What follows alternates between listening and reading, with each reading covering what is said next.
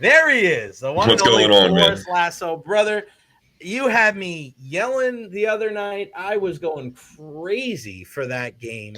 Rowdies and FC Naples, the defender, the man of the match. Do you guys get man of the match for cup games or no? I'm not sure. Well, you did. I gave it. Well, if nobody gave it out, I gave it to you. So that's what happens when not only do you have the winning PK, but you save the game with the ball on the line. What's going on, brother? How are you? I'm good, man. Happy. It's nice to be back at the facility with some points with a win under our column. But no, we're doing good. We're looking forward to tomorrow. What time did you guys get home last night or the other night? Short time after midnight. I don't know, a couple hours in the morning. Oh at my that point, again, it doesn't really matter. We were just happy to have the win and get back home on a lighter note. Let's go back to Saturday first before we get back to the cup. First game over 200 days. You go out there and you play. Emotions were so high. Being there so early to see you on the field, to see so many people in the stands, to see the big and the Al Lang sign, like that was a day, regardless of the outcome. We're not going to remember the outcome. We're going to remember that event. Like it was an event. It was not just a sporting event. It was something that let the world know that, St. Pete is back. The Rowdies are back. And it's a day, even me just covering the game. I didn't want to go as a fan. I wanted to go cover the game as a member of the media. What was that like for you, man, to be able to be out there, to celebrate with your family? Like it's, again, you want the 3 points, but it was so much more than soccer on Saturday night. Yeah. I mean, I spoke a little bit about it from, my individual's perspective after the game, with the journey I had over the past 9 months, just being back out there on the field in the Rowdies jersey. Of course, being at home added an insane amount of specialness to it, but it's not about me. Like you said it yourself, I think everyone could feel the energy in the stands, in Al Lang, in the parking lot, just around the city leading up to that week. And I thought of one word when you were speaking, and it's just kind of hope. And it's corny, but it works. I mean, you think about what we've been through as a community since October. My own house was affected, my family, I'm sure friends, everyone. Yep. I mean, literally the whole city has been affected, and we're still in that fatigue. I mean, we're 7-8 months since the hurricanes, and there's still noticeable damages and places right. of the area that are still being fixed or uplifted. So, for funneling it back down, thinking about the Rowdies, thinking about what's been going on up until this point. I mean, there's hope. You saw the fight that we had on the field. Obviously, we didn't get the result, but those last 60, 90 seconds, that kind of goes into what I'm saying is we have that hope. We have that belief. And it's not just about us in the jersey. It's about, like you said, the guys in the stands and the bleachers. I mean, this club is extremely special, and the energy is contagious, and you can feel that. So being back out there, man, I'm having a hard time really finding the words because it's truly that special. I mean, we have guys that was their first time. Guys like myself maybe have been fortunate enough to do it for a few years. Obviously, a new coach at the Realm. I mean, there's just a lot of first. And that's what makes it so special. I mean, there could have been a kid there that was his first time. It could have been a grandparent's first time. It could have been an out-of-towner. It doesn't really matter. I think when you come to St. Pete, one of the first things that a lot of people know about are the Tampa Bay Rowdies. Obviously, we've been here. Our history speaks for itself. But the fan engagement, the environment, it is one of a kind. It's an atmosphere that everyone can enjoy. And so it's up to us to make sure we get those 3 points for the night is truly special. But man, just to be back out there, it's motivating because like you said, I mean, we got 18, 19, 20 more games at Al Lang. So we just want to keep getting better and building off it. Yeah. I mean, because, me being and covering the team so closely and getting to know you guys over the years, like before the game, seeing Leo with his little one, and then after the game, seeing you with your little ones, it's just like, it's so much more than, and this is why we love sports. When people say like, I'm not into sports, I'm like, you're missing out on such another part of life. Like, because the not even drama, but like just that whole thing, the emotion. And I know you say like, oh yeah, it's corny. I don't worry about that kind of stuff, man. It ain't corny. That's real life, man. It really 100%. Is because, and that's why people love you, man. That's why people love to cheer for you. And that's why people love the Rowdies, because people like you and Leo and Lewis and Aaron that have been there for like 4 different guys, but you're Tampa Bay, man. You represent what this community is all about. And then you bring in these other guys and you bring in a new coach. And I love the coach, love his accent. He's like, oh, you're the guy from the podcast. I'm like, I love you already, buddy. What do you put more onus on yourself? Because listen, nobody wants to experience like a coaching change, especially early in the year, and knowing when it happened right before the game, knowing there's a cup game. Do you put more onus on yourself as a senior player to like kind of help him and just help the team kind of navigate through the waters until you find your kind of new identity with the new coach? Yeah, I mean, I think that's one of the responsibilities that come with being a veteran or experienced players is you've been around the block a few times. So for someone like myself, I've been fortunate to play around the world. I've played on a lot of special teams where it's a performance-based business. So because of that, I've been a part of 2 or 3 or 4 different transitions, whether it be GMs, coaches, boards, all at the top level, some of the USL. I mean, literally, I've experienced a lot of things during my 11 years professionally. So to answer your question, I had a unique opportunity last year being sidelined.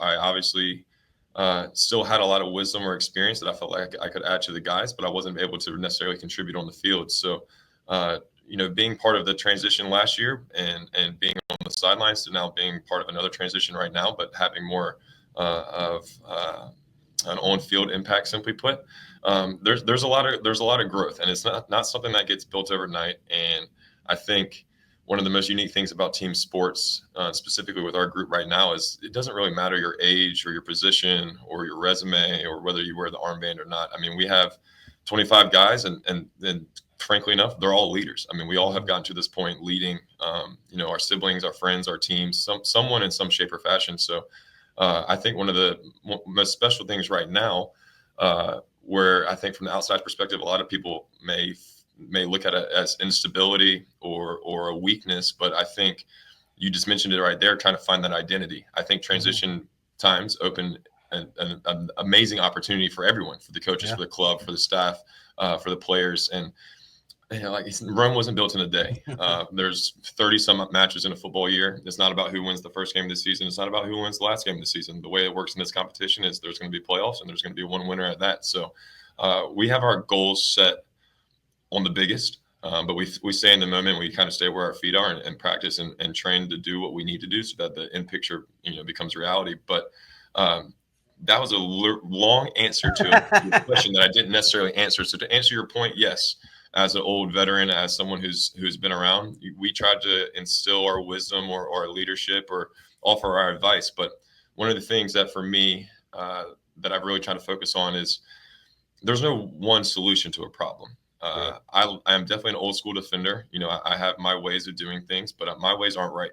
There's 1,000 different ways to do them. So I think one of the most unique things about this opportunity is we can take something that a 17-year-old knows, or something that a 31-year-old knows, or a guy from New Zealand knows, or a guy from Colombia knows, and we can kind of mesh all these different ideas and ideologies, and ideally find something that fits us. And obviously, it's going to complement the historic philosophy and system of the Rowdies, but I think these moments, man, like I love it. I'm itching. Like you can, for those that have been at training this week, those who obviously saw the result Wednesday night, it's not perfect. It's not going to be perfect right now, but you can see the dog and the fight and the guys willing to put their life on the line, and the results will come. That's the damn truth.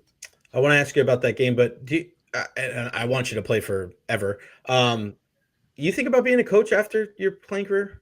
Oh my gosh, I feel like I get this question all the time, especially more recently. It's different for me though, because I don't, I hate when people ask that because it's like, well, you don't think I could play anymore? You know me, bro. You're my man of the match. I still think you're one of the best defenders in the entire league. I know you didn't hear it obviously because you were playing, but you should have heard the broadcast crew did such a great job on Paramount Plus that every time there was like a free kick, they were like, what are the odds that Forrest Lasso is going to head this ball? And I was like, it's pretty freaking good, bro. Like it was amazing. But me, I don't ask you that because of where you are in your career. I ask you that more because knowing you over the years, like your mindset and how you just generally care about people and care about the game. And I think you'd be great at it.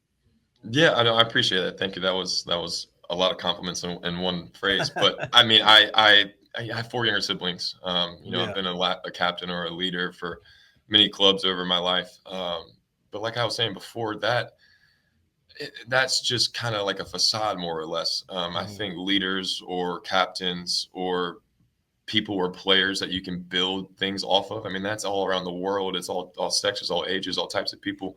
And football is obviously what we're speaking about right now. And I love this game more than anything. I would love to stay around the game for as long as possible. Do I see myself coaching? There's definitely a possibility. I love problem solving. I like to think I'm relatively charismatic. I don't know everything about football, but I think that's the part that keeps me hungry.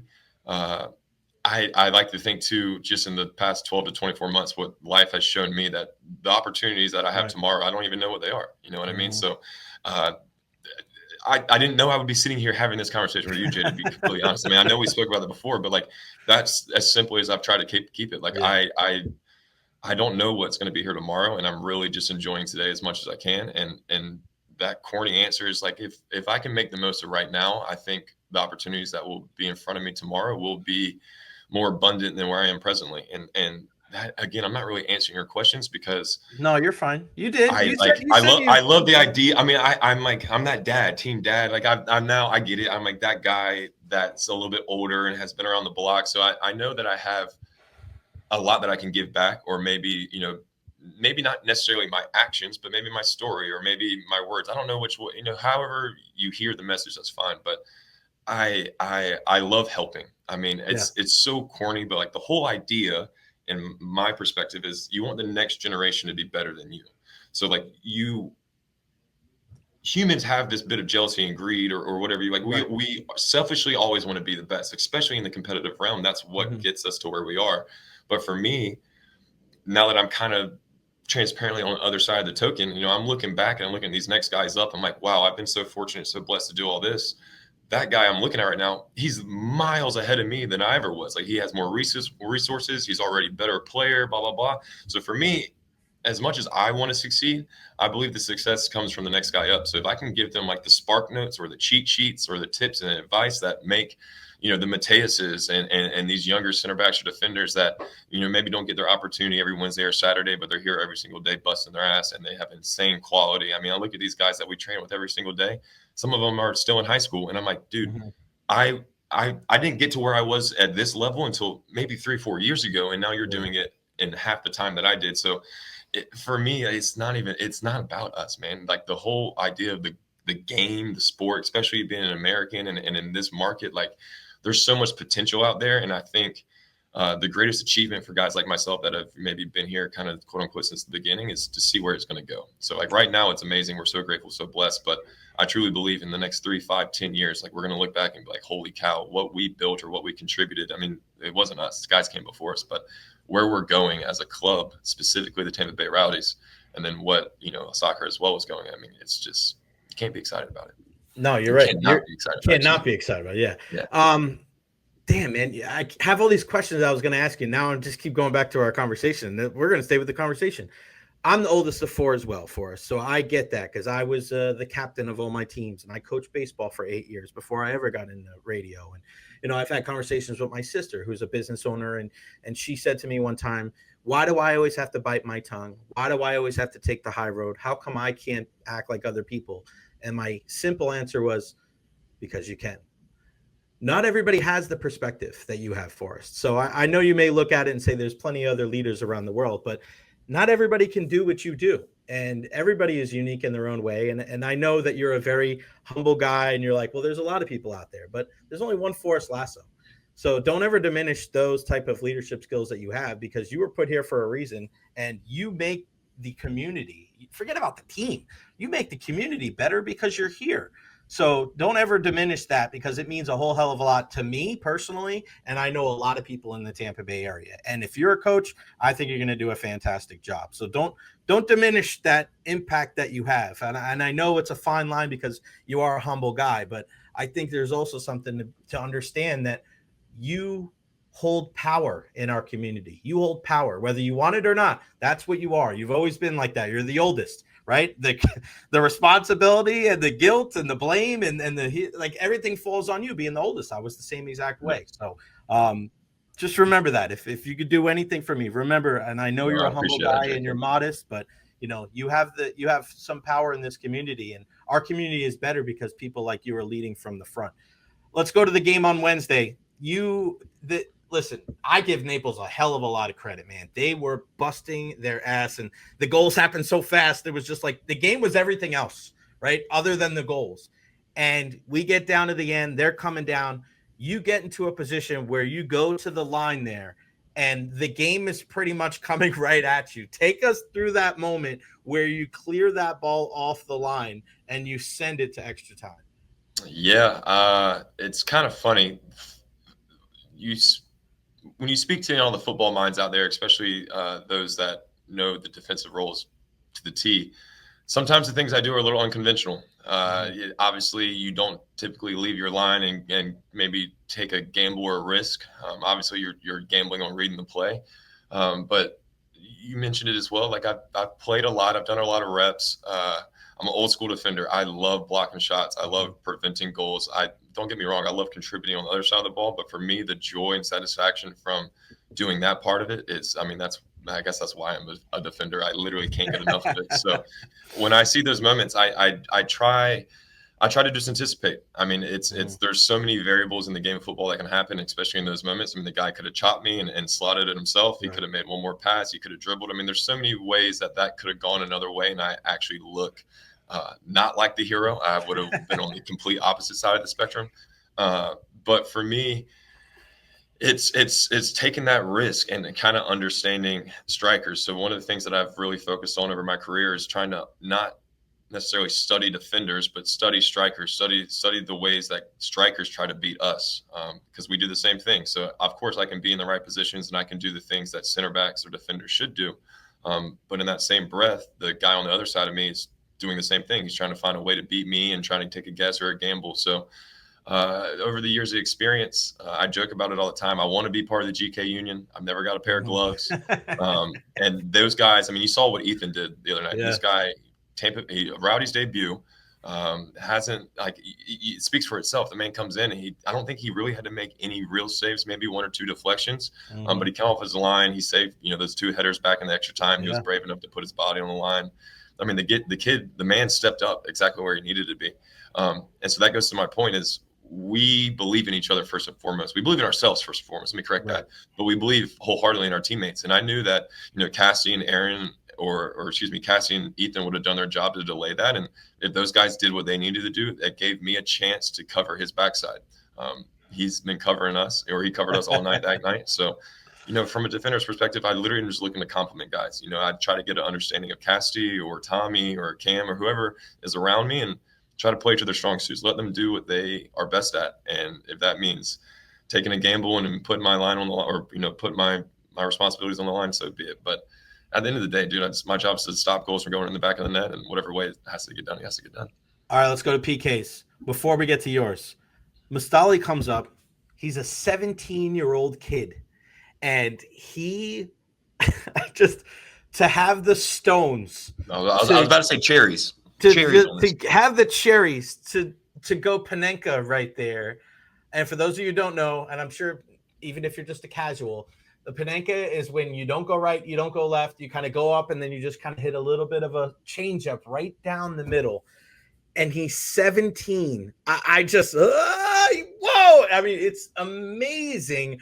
What did you guys know that was coming after it happens? Are you as geeked up as everybody watching on TV at home? Like, it was crazy. Yeah, I mean, we can't take away from injury for a second, but a lot of things, like Thomas played 120 minutes that night. He was cramping the entire last 30. The guy's he's been playing all week. He stepped up ninth and buried his pin as well. So getting to your point, that those stones or those cherries, injuries may look like he has the biggest because of the moment, but we had 10 guys step up, and unlucky for Leo, but we had 10 guys hit really good pins. Leo's pin was well struck as well. Keeper made a good save.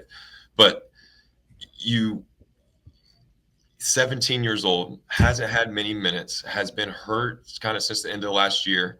Obviously, you can see the guy's physique and his potential. Simply put, the man makes me feel tiny, which is crazy. Like, he did tell someone. He didn't tell all of us. I think he told Ali Bassett. He did, and that's the best part about it is we were like, wow, injury. Like, yeah, you fill in the blank with what you think we all said to him in the locker room, but it was like, wow, you did that. And we're like, did you plan on doing that? Because we've practiced pins. We practice pins not every day, but we do practice them. And we see guys, habits or what they like to do, or maybe the things they want to try, but trying something on the training pitch and then trying something in a game, especially trying something in extra time under pressure in an open cup. I mean, you can add all the layers to it. That's different. And that kind of goes back to what I was saying before. It's not necessarily about the player. It's not necessarily about the moment or the age of the player. It's about the belief. And to be 17 and believe you can literally put the team, the club, the community who it's been a little rough, just say, hey, I'll hop on my back, watch this. Like, oh my days. Like, come on. Like, that is like, I spoke about this maybe right before extra time. Like, those moments are what we all dream of as kids. Like, we play video games trying to get into those moments. We watch TV and movies. Like, that is, we go to bed thinking and praying, like, oh, I would love to have that opportunity when I get older. The kid had it at 17 and he ran with it. So, like, there's still a lot more football in our near future, but I think little moments like that, I think you're going to start to see a lot more special things come from players like Injury and players like that. All right, now you're the guy. You're the last outfield player. It's you and then the keeper. And it's funny because the way that they had the camera, you weren't even in the screen.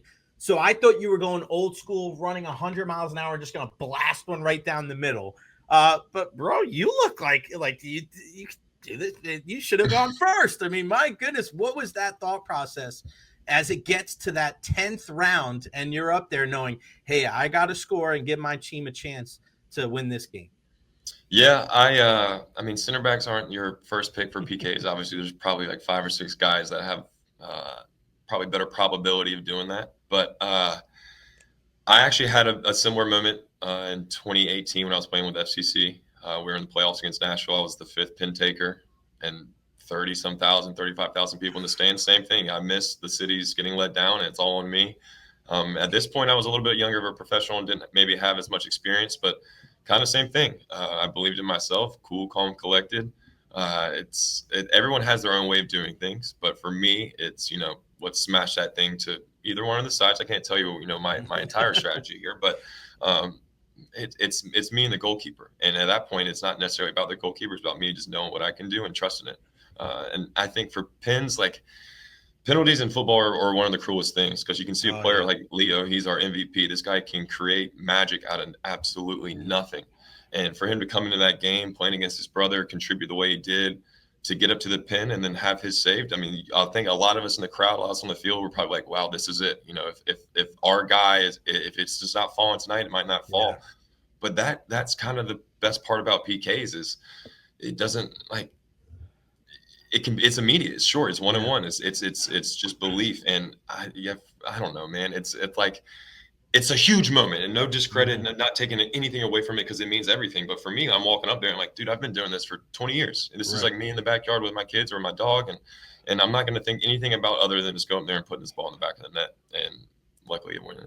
It was beautiful. All right, before I let you go, and I'm glad you didn't give any trade secrets away, because we might have to do this again when it comes to PKs. The announcement comes out that your next opponent in the U.S. Open Cup is going to be Orlando City. It's going to be at Al Lang. It's going to be May 7th. Just found out that the on sale for the Open Cup tickets has been pushed to Monday. So everybody make sure you keep an eye, rowdysoccer.com, for all the latest and greatest. But when that comes out, this is the war on I-4. I mean, we talk about this for every other sport we have, but I mean, this is a big deal. MLS club, you're hosting them. And cup games are cup games, man. What it is. It's like this around the world, but cup games are just completely different. You see people from different leagues, from different tiers all around the world, and there's upsets, there's favorites that fall. Hell, we've seen it. I think it was in the Bundesliga. They lost with like a third tier team. Bayer Leverkusen lost after going undefeated last year in the Bundesliga. When you hear that announcement that you're going to face Orlando City there in early May, what are some of the thoughts that are going through your head? Just excited. I think I try to think from the team's perspective. I can't wait to play against a better competition, a team above, and show what we're capable of. But for me, again, maybe this goes back to your leadership and old man wisdom here. When I hear us playing against an MLS opportunity, I don't care who it is. Yeah. Of course, I want to be at home in Al Lang, because I think that's extremely special and a great opportunity for the community and the fans. But when I think about the Open Cup and I think about all the runs that I've had, or the journeys I've been a part of, for me, this opportunity is an opportunity for the guys in the dressing room. We have a younger squad. We have guys that their ride is going to still go on. This may just be a stepping stone. Some guys may be here for the next decade. But you look at moments like this, and this is a chance for players to show what they're capable of. and not necessarily individually, but collectively. So something that I've tried to reference maybe this year and last year is, I've been a part of teams where you brought in guys, and guys may not be playing as much as they want, but the team is having success. And at the end of the year, those guys that may not have contributed as much on the field end up going on to doing bigger and better things because of the work they were doing behind the scenes and the work that maybe didn't show up on Saturday. So when I hear about us, or now that I know, we're playing Orlando at home, my first thought is like, wow, what an incredible opportunity, not just for myself, not just for the club, but for everyone on our roster, whether you're the 17-year-old academy kid or you're the 32-year-old veteran. I think there's a massive opportunity. And this part is probably going to upset a lot of people because we're competitors and we want to win.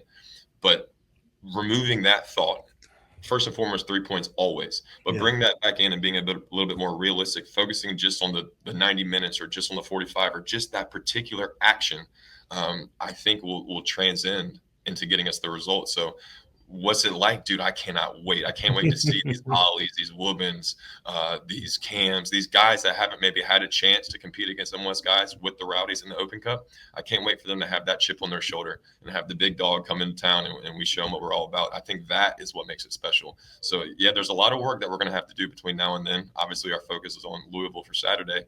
But we know that we have a massive opportunity May 7th, and it's going to be something that the city is going to be behind us for. If we can pull something off on May 7th, there's going to be a lot of momentum going after that. So we're going to stay present. We're going to keep working. We definitely have our eye on it, but we're focused on Saturday first and foremost. Well, I don't want to be selfish in this, but I will be turning 40 3 days before that. So the best birthday gift that you guys can give me for my 40th birthday is a win over Orlando City. He is Forrest Lasso, star defender for our Tampa Bay Rowdies, leader in our community. Yeah, and please, I hope you take to heart what I was telling you, man. You are a true leader, and I love how humble and modest you are, but I think the good Lord puts us in a position to be leaders in our communities for a certain reason. And as much as we want to be humble and modest, we also have to make sure that, we lead from the front, and you do a great job at that. So please don't ever, think that we don't, appreciate that, because we certainly do, my friend. So best of luck. Good luck tomorrow night. Louisville City again. Tickets for the Open Cup go on sale on Monday. All the information of everything going on, go get you a personalized kit over there at Al Lang. It is insane. RowdySoccer.com. Louisville City tomorrow night, 7:30. That is when kickoff is on the pitch. You're the best, Forrest. I appreciate you, brother. Have a great weekend. Amen, brother. Love you. Take care. Love you too, buddy. Be well.